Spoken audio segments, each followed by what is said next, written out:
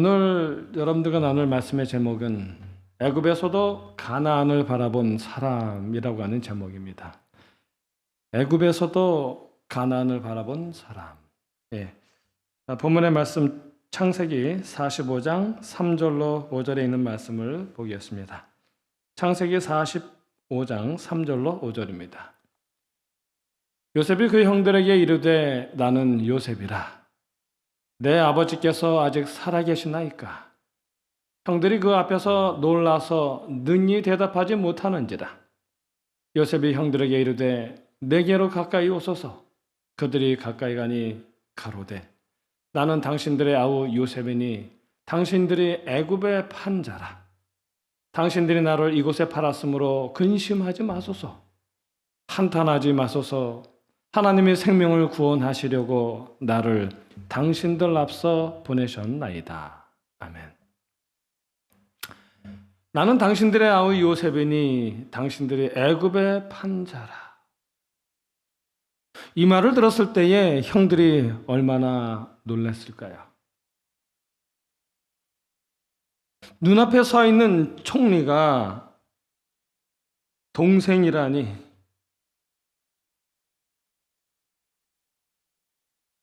그것만으로도 정신이 아찔한데 그 동생 총리가 말하기를 당신들이 애굽에 판 요셉입니다라고 말을 했으니 얼마나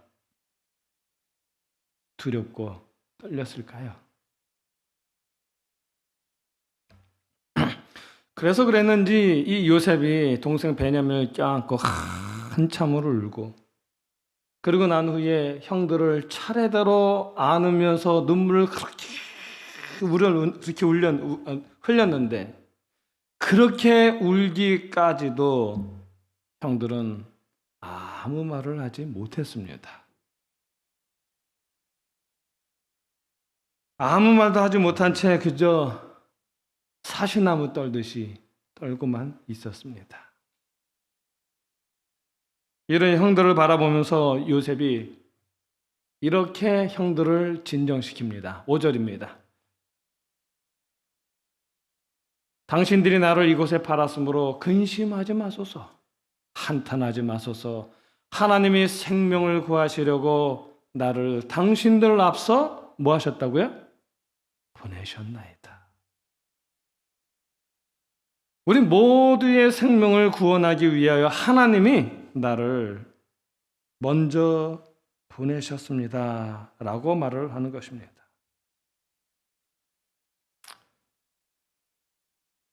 근데 여러분, 이 요셉의 이 말은요, 지금 자기를 미워하고 자기를 죽이려다가 결국 애굽의 노예로 팔아버린 형들에게 하는 말이에요. 여러분, 요셉에게 섭섭함이 없었을까요? 원망함이 없었을까요? 분노가 없었을까요? 당연히 있었습니다. 그 상처와 고통이 얼마나 컸는지는 첫째 아들의 이름 므낫세에서 드러납니다. 그 의미는 뭐예요? 잊어버리다입니다. 잊어버리다. 창세기 41장 51절에 보면은 하나님이 나로 나의 모든 고난과 나의 아비의 온 집 일을, 내가 지금까지 당한 모든 고난과 내 아비 집에서 겪었던 그런 모든 그 아픔과 고통의 모든 일들을 하나님께서 어떻게 하셨다고요? 잊어버리게 하셨다라는 뜻이에요. 얼마나 고통스러웠으면, 얼마나 힘들었으면 그 아들의 이름에까지 그 흔적이 남아 있었을까요?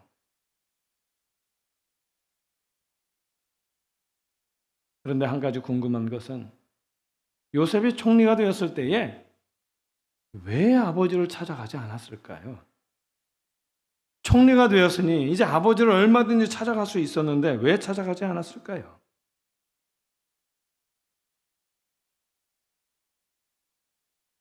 정치적, 문화적 이유도 있지만 가장 큰 이유는 형들과의 관계가 아직 하나님 안에서 정리되지 않았기 때문입니다.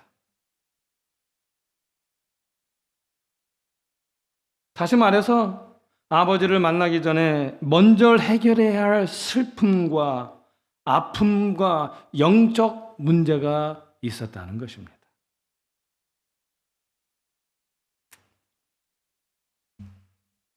형들이 자신을 판 사건을 아버지에게 어떻게 설명할 것인지, 그리고 형들은 여전한지 아니면 형들은 변화되었는지, 그리고 하나님은 이 문제를 어떻게 풀어가려고 하시는 건지. 요셉은 그 문제를 하나님의 방식으로 풀기 전까지 가족의 문제가 완전히 정리되지 않았습니다.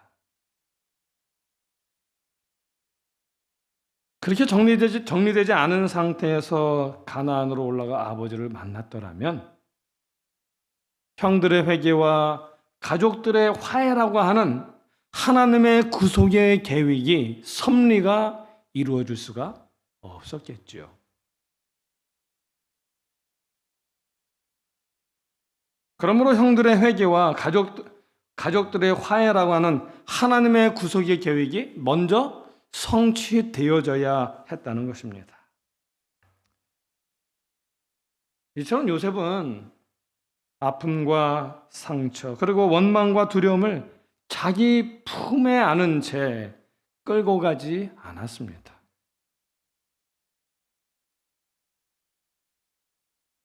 요셉은 이 말씀을 읽는 것처럼 그 모든 것을 하나님의 섭리에 맡겼던 것입니다. 그렇게 그는 당당하게 말할 수 있었습니다. 나를 보내신 분은 하나님이시라고요. 나를 먼저 보내신 분은 하나님이시라고, 그래서 그는 말할 수 있었던 것입니다.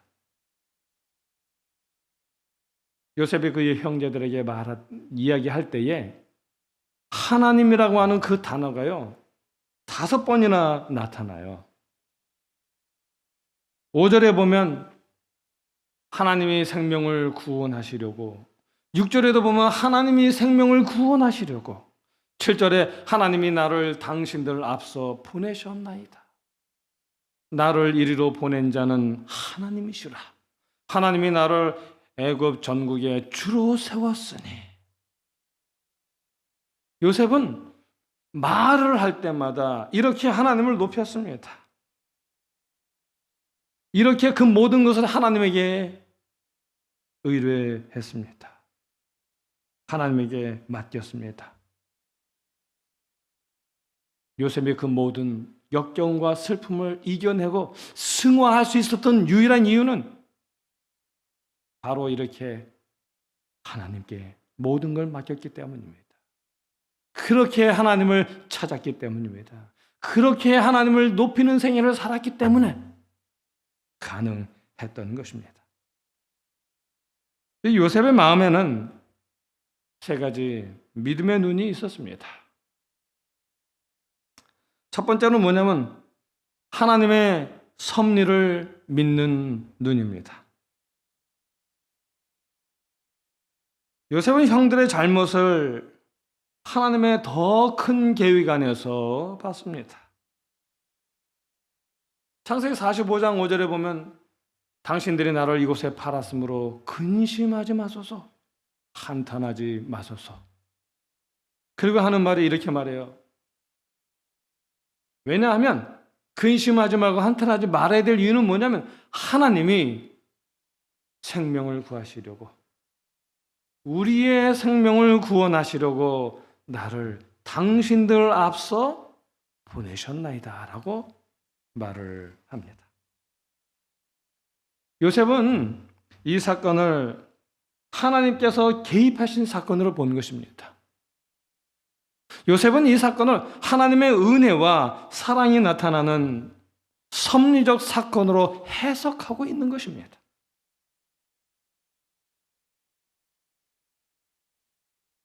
여러분,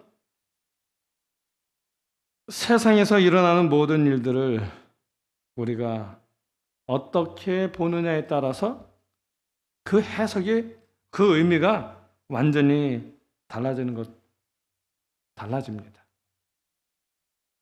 어떻게 보느냐에 따라 원망과 불평의 사건이 될 수도 있고요. 어떻게 보느냐에 따라 사랑과 은혜의 시간으로 해석되어질 수도 있다는 말입니다.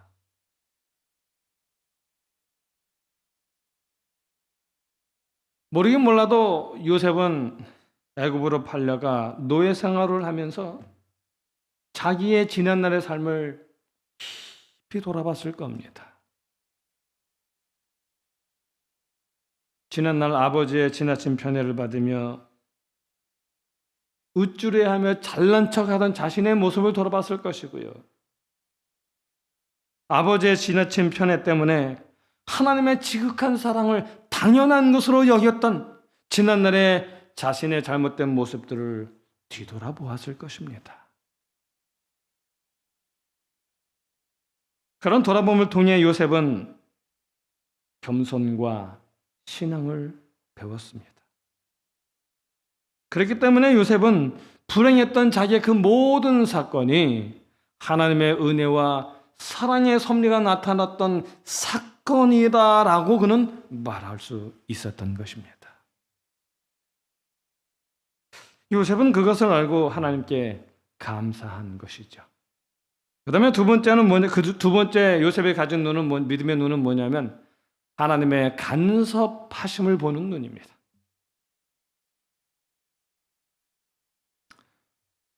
요셉은 노예 생활이지만 팔려간 시위대장 보디발의 집에서 충성스럽게 살았습니다.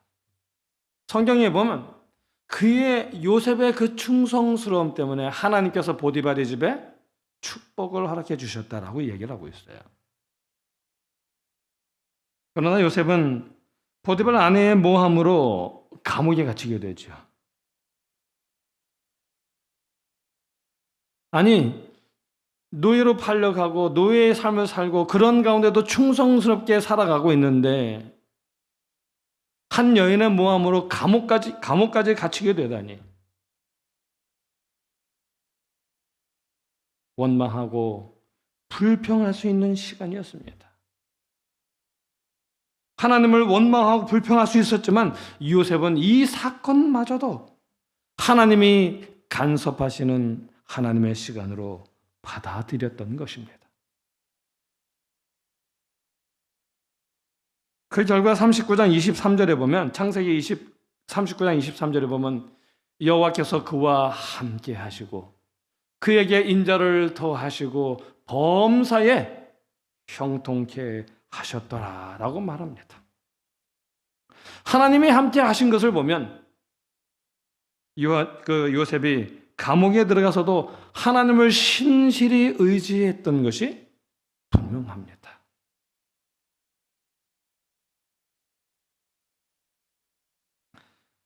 억울해 보이고 불행하게만 보이는 옥에 갇힌 사건도 요셉에게는 하나님의 은혜와 사랑의 섭리가 나타난 사건이 되었던 것이죠. 이처럼 요셉은 감옥에서도 하나님의 사랑과 은혜를 체험했습니다. 그 결과 하나님이 이 모든 일에 더하여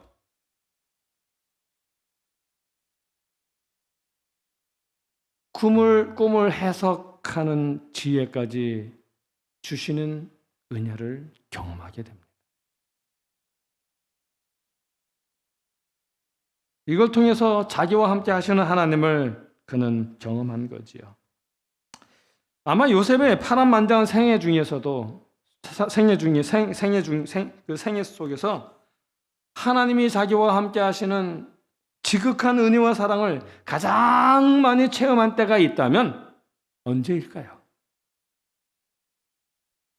아마도 요셉이 감옥에 갇혀 있을 때였을 것입니다. 그때가 하나님의 은혜와 사랑을 가장 많이 경험했던 때였을 것입니다.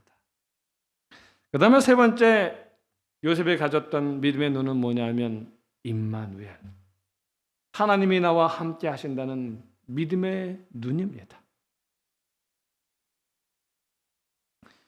요셉은 총리가 된 것도 하나님의 손길임을 분명히 알고 있었습니다. 요한의 고백을 보면 창세기 45장 8절에 나타난 요셉의 고백을 보면 하나님이 나로 바로의 아비를 삼으시며 그 온 집의 주를 삼으시며 애굽 온 땅의 치리자를 삼으셨나이다. 이 요셉은 이 바로 왕과 처음 대면할 때도 이렇게 이미 역사를 주관하시는 분이 하나님이심을 증명하고 분명하게 증언하고 있었던 것입니다. 창세기 41장 25절, 28절, 32절에 보면 하나님이 그 하실 일을 바로에게 뭐 하신 거예요? 보이십니다. 하나님이 보이신다는 거예요. 하나님이 주관하신다는 겁니다. 하나님이 그 하실 일을 바로에게 보이신다 함이 이것이라. 32절, 하나님이 이 일을 정하셨음이니라. 하나님의 일이라는 것입니다. 하나님이 주관하신다는 것입니다.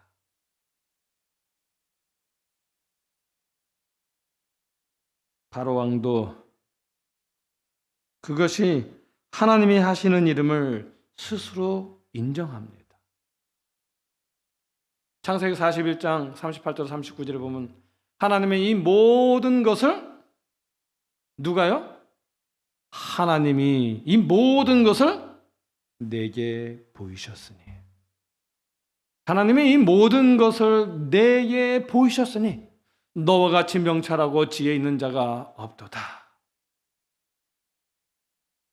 너처럼 하나님의 은혜로 말미암아 하나님이 주시는 은혜로 명철하고 지혜 있는 사람이 이 세상에 아무도 없다는 것입니다. 요셉이 가지고 있는 그 명철과 지혜는 하나님이 주셨다는 사실을 그는 분명히 알고 있는 거예요. 하나님의 이 모든 것을 내게 보이셨으니 39절, 너는 내 집을 치리하라. 내 백성이 다 내 명을 복종하리니 나는 너보다 높음이 부자뿐이니라. 아니, 세상에 이렇게 하나님을 인정하는 왕이 어디 있습니까? 그것도 일개 종 앞에서야. 그러나 그가 일개의 종이었지만 하나님이 세우신 그 앞에서, 하나님이 주신 그의 명철과 지혜 앞에서 그는 이렇게밖에 말할 수가 없었어요.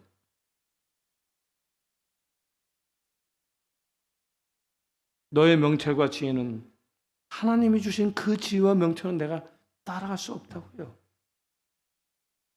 그래서 단지 내가 너보다 높은 것은 오직 내가 왕이라는 것뿐이다 라고 고백을 하는 거죠.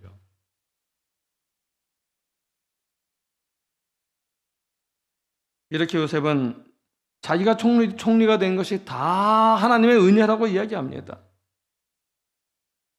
그리고 하나님이 그 조상 아브라함과 이삭과 야곱과 맺으신 그 언약을 자신을 통해 이루시기로 하나님께서 작정하신 것이라며 임마누엘, 곧 나와 함께 하시는 하나님을 그는 이야기한 것입니다. 그 하나님이 어떻게 나와 함께 하셨는지를 신앙 간증을 하고 있는 것이죠. 요셉은 이렇게 믿음의 눈을 가지고 모든 것을 바라보았습니다. 창세기 마지막 장 마지막 세 절은 이렇게 기록을 합니다. 창세기 50장 24절로 26절입니다. 요셉이 그의 형제에게 이르되 나는 죽으나 하나님이 너희를 권고하시고 너희를 이 땅에서 인도하여 내사 하나님과 이삭과 야곱에게 맹세하신 땅에 이르게 하시리라 하고, 여기 이야기합니다. 하나님이 너희를 권고하실 것이다. 하나님이 너를, 권고라는 말 기억하시고 역사하시고 섭리하신다는 거예요.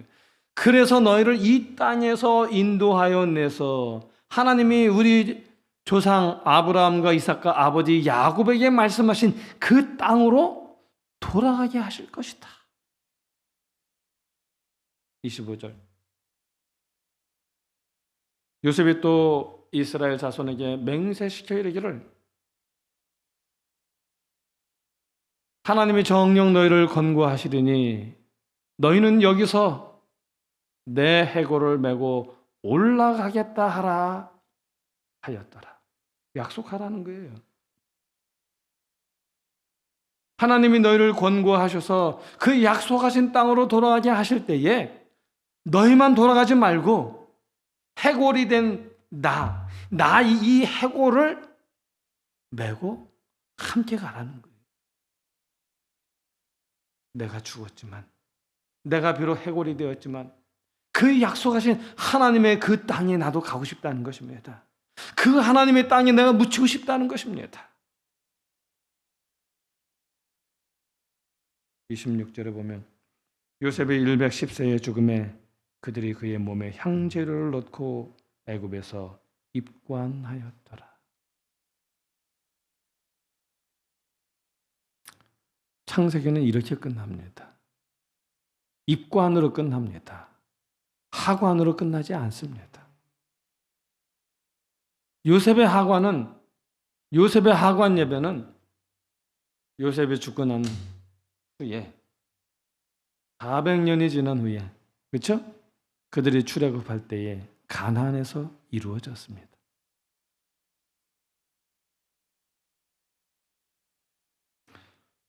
이러한 요셉의 그 믿음의 장인 히브리서 11장은 이렇게 한마디로 요약을 합니다. 믿음으로 요셉은 임종시에 이스라엘 자손들의 떠날 것을 말하고, 뭘 말해요? 떠날 것을 말하고, 또 자기 해골을 위하여 명하였으며, 뭘 말했다 그래요? 떠날 것을 말했다고 말합니다. 출애굽할 것을 미리 말했다는 것입니다. 십자가를 통한 인류의 구원을 예표한 출애굽 사건을 그는 미리 말하고 있었던 것입니다.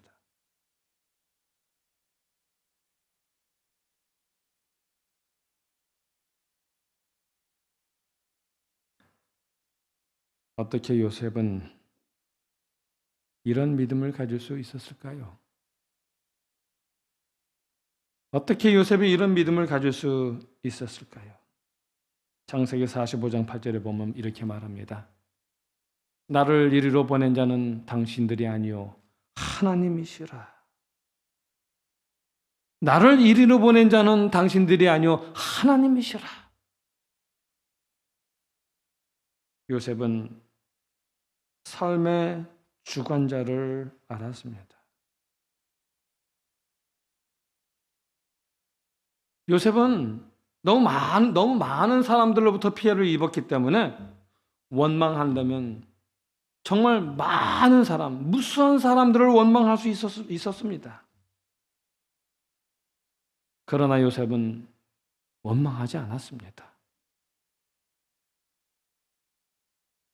왜냐하면 그 모든 삶의 역사의 배후 위에서 인도하시는 하나님의 손길을 믿었기 때문입니다. 세상의 역사를 주관하시는 분과 내 인생을 주관하시는 분이 하나님이심을 그가 믿었기 때문이죠. 이렇게 요셉은 믿음으로 살았습니다. 그 사실을 창세기 45장 9절에 있는 말씀을 통해서 확인하면서 오늘 말씀을 좀 마치려고 합니다. 여기 보면 당신들은 속히 아버지께로 올라가서 구하기를. 여기 뭐라 그래요? 어떻게 해요? 아버지께로 올라가서 이렇게 말합니다.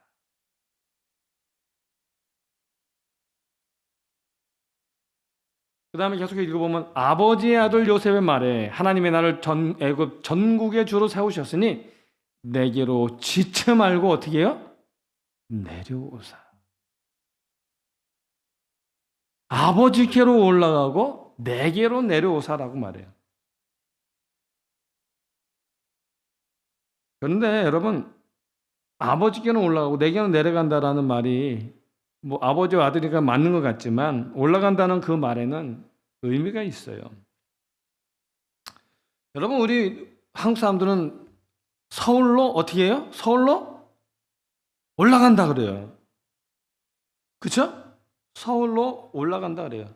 강원도에서도 부산에서도 모두 말하기를 서울로 올라간다라고 이렇게 말을 합니다. 서울로 내려간다라고 말하는 사람은 한 명도 없어요. 여러분, 실제로 우리나라에서 가장 높은 기차역이 어디냐면 태백선 추전역이래요. 해발 885m예요. 근데 서울은 해발 몇 미터인지 아세요? 서울은 해발 10m밖에 안 돼요. 그러면 어떻게 해야 돼요? 태백에서는 서울로 어떻게 해야 된다 그래요? 내려간다라고 말해야 돼요. 그러나 태백에서 늘 말하기를 서울로 올라간다라고 이렇게 말을 해요. 왜 그랬을까요? 여러분, 왕조시대 때 우리 수도가 서울, 그때는 한양이었잖아요. 그렇죠? 수도가 한양이었어요. 모든 중심이 한양이었어요. 왜냐하면 그 한양은 정치, 경제, 문화 등 한나라의 모든 요소들이 집중되는 곳이기 때문이기도 하지만요. 그보다 더 중요한 것은 뭐냐면, 더 큰 이유는 뭐냐면 절대적인 권력자인 누가 있는 곳이에요? 왕이 있는 곳이에요. 절대적 권력인 왕이 거주하는 곳이기 때문입니다. 그래서 한양은 백성들에게 높은 곳을 상징하는 곳이에요. 그래서 언제나 서울은 왕과 높은 분이 계신 곳이라는 개념 때문에 서울로 올라간다라고 하는 그런 표현을 쓰게 된 것입니다. 여러분, 성경에서는 예루살렘으로 올라간다라고 말하지 내려간다라고 말하지는 않아요. 절대로. 창세기 46장 3절로 4절에도 보면요, 밤에 애굽으로 가기를 두려워하는 야곱에게 이렇게 말씀하셔요. 하나님이 가라사대 나는 하나님이라 내 아비의 하나님이니 애굽으로 내려가기를 애굽으로 뭐 하기를요? 애굽으로 내려가기를 두려워 말라. 내가 거기서 너로 큰 민족을 이루게 하리라. 내가 너와 함께 애굽으로 뭐예요? 내려가겠고 정녕 너를 인도하여 다시 올라올 것이며 요셉이 그 손으로 내 눈을 감기리라 하셨더라. 가나안은 늘 올라가는 곳입니다. 왜냐하면 하나님이 계시기 때문입니다. 요셉은 이처럼 가나안을 향해서 올라가는 삶, 가나안을 중심으로 살아가는 삶을 살았습니다.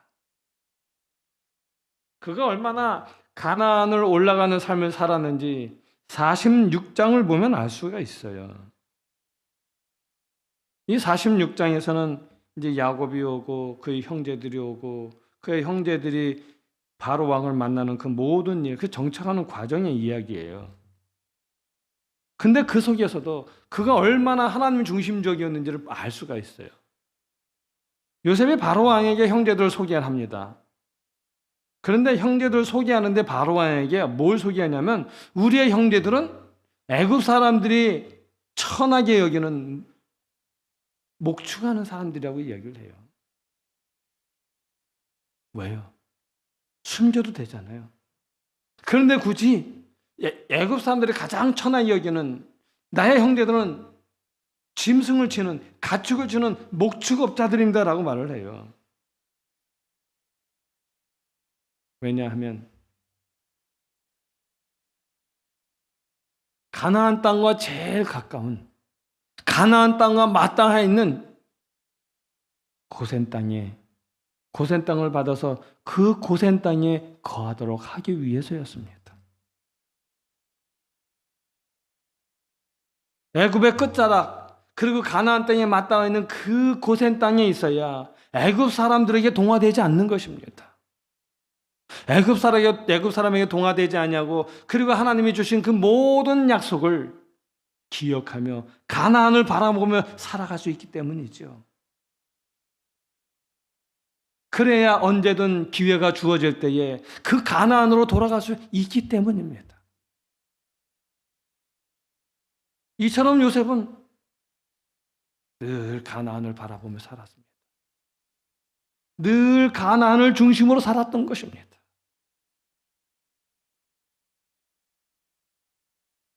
요셉이 어떤 사람입니까? 애굽의 총리입니다. 요셉의 부인은 어떤 사람입니까, 여러분? 애굽 최고위층 사제의 딸이에요.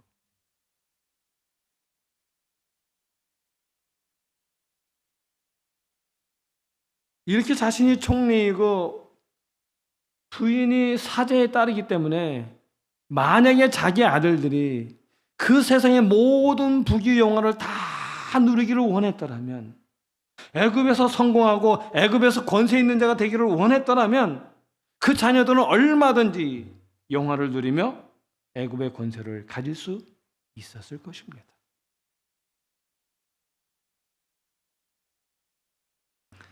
그러나 요셉은 자기의 아들들이 애굽의 영화나 애굽의 권세를 가진 자가 되기보다는 하나님의 계시를 위탁받았으나 천대받는 양치는 족속 중에 한 자리를 차지하게 되기를 그는 원했습니다.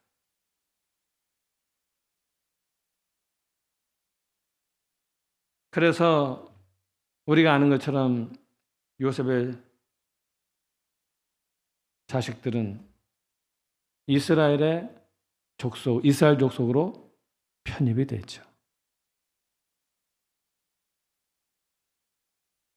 그리고 그 중에 에브라임은 북방 이스라엘의 중심이 됩니다.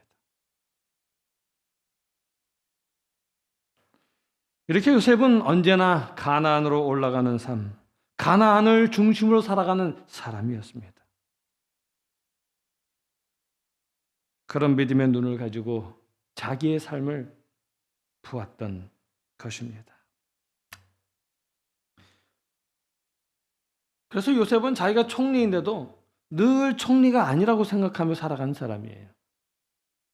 늘 언제나 야곱의 아들로 잠시 타양살이하는 나그네라고 생각하며 살아갔던 사람입니다.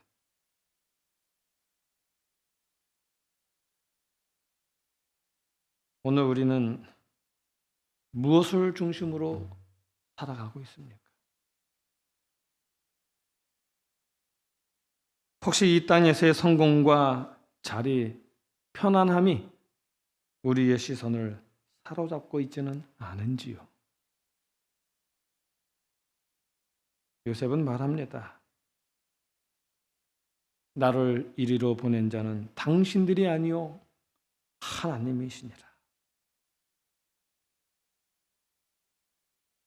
그렇게 하나님을 바라보며 살았기 때문에 원망 대신에 감사가 나왔고요, 분노 대신에 용서가 나왔고요, 절망 대신에 소망이 있었고요, 어둠 속에서도 흔들리지 않는 믿음을 나타낼 수 있었던 것입니다. 하나님이 주관하시는 눈으로 바라보는 사람, 하나님의 섭리를 해석하는 사람, 해석하는 눈을 가진 사람, 어디에 있어도 본향을 잊지 않는 사람, 그가 바로 요셉이었습니다. 오늘 우리도 요셉처럼 하나님을 주목하고 하나님을 바라보고 하나님의 섭리를 믿으며 저 하늘 가나안 땅을 중심으로 저 가나안 땅을 향하여 날마다 올라가는 아름다운 생애를 살게 되기를 바랍니다. 그래서 우리 이 땅에서의 삶, 언제나 주님을 향한 소망과 희망과 기쁨과 감사가 넘치는 아름다운 귀한 생애가 되기를 간절히 바라면서 오늘의 말씀을 줄이겠습니다.